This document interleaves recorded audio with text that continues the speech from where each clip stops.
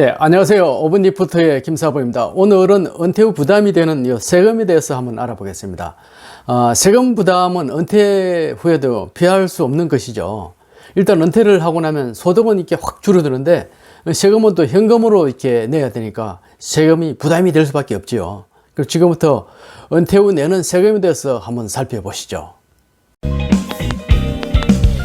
예, 첫 번째 퇴직소득세입니다. 퇴직소득세는 뭐죠? 근로자가 퇴직 시에 받는 퇴직금에 대해서 부과하는 세금이죠.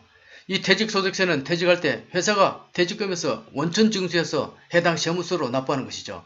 근데 만약에 퇴직하는 근로자가 나는 연금으로 받겠습니다 라고 신청을 하면 퇴직소득세는 과세를 미룰 수 있는데요. 이렇게 하면 연금 수령액에 비례해서 세금을 약 한 30% 감면해주는 특혜가 있으니 참고하시기 바랍니다. 예를 한번 들어볼까요? 이부자라는 사람이 이제 퇴직금을 만약에 2억 원을 수령했다. 세금이 얼마 차이가 날까요? 만약에 일시금으로 수령한다면 한 2천만 원 정도 세금을 내야 된다네요. 반면에 연금으로 수령하겠습니다 라고 하면 약 한 1,400만 원 부과되니까 한 600만 원, 즉 30%의 세금을 절감할 수 있네요. 물론 이제 목돈이 필요한 시기죠. 퇴직할 때면. 목돈이 필요하면 어쩔 수 없지만 만약에 그렇지 않다면 퇴직연금으로 수령하는 것이 훨씬 유리하겠습니다. 금융감독원에 따르면요, 2020년 퇴직자의 96.7%가 퇴직연금을 선택하지 않고 일시금을 선택했다는 통계가 있는데요. 이는 피같은 퇴직금을 세금으로 많이 낸다는 의미겠죠.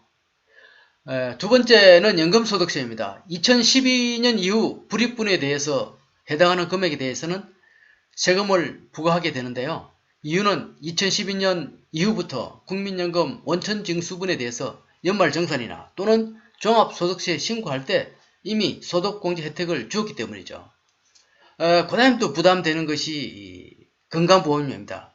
건강보험료 부과대상 소득기준이 많이 강화됐죠. 그죠?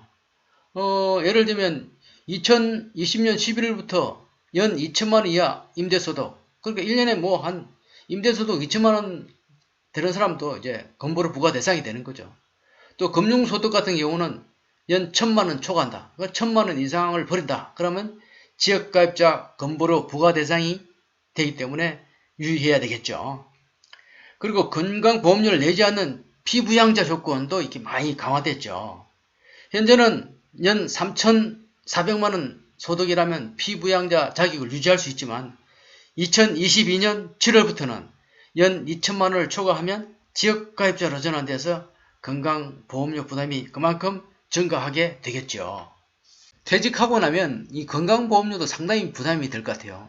뭐 연금은 쥐꼬리만 하는데 건강보험료 20만원, 30만원 내고 나면 상당히 부담이 되겠죠. 그죠?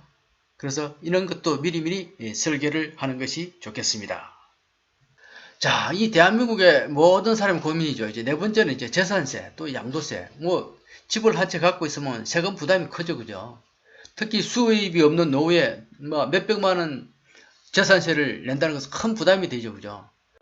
또 최근에는 주택 공시가격 상승으로 재산세가 많이 또 올라갔죠. 그죠? 예를 들면 공시가 10억 아파트다. 한 채만 갖고 있더라도 재산세가 한 300만 원 정도 나온다니까 상당히 부담이 되죠. 뭐 토지 상가가 있다면 그 세금 부담이 더 커지겠죠. 또 다주택자는 양도소득세가 엄청나죠. 또 서울, 경기, 인천, 세종 등 조정 대상 지역이죠. 만약 이 조정 대상 지역에 주택을 처분한다.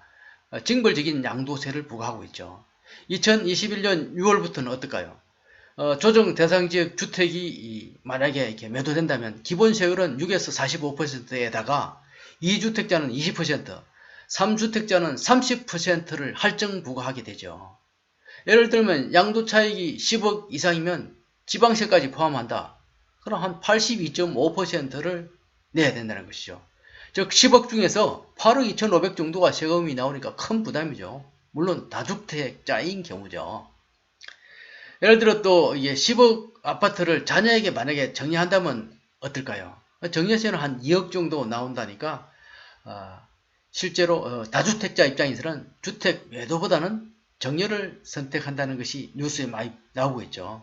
여러분들도 만약에 다주택자라면 자녀에게 정려도 한번 생각해 보시기 바랍니다.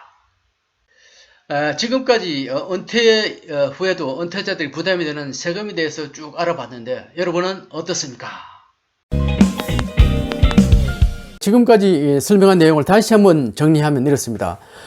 일단 퇴직금은 일시금보다 퇴직연금을 선택하는 것이 세금 측면에서 유리하겠죠. 또 건강보험료는 2022년 7월부터 소득이 2천만 원 이상이면 건강보험료는 지역가입자로 전환되죠. 부담이 늘어나죠. 그래서 미리 한번 체크하는 것이 좋겠습니다. 만약에 다주택자라면 이 매도해서 세금 부담을 많이 안는 것보다 자녀에게 정리하는 것이 훨씬 유리할 것으로 생각이 됩니다. 지금까지 시청해 주셔서 대단히 감사합니다.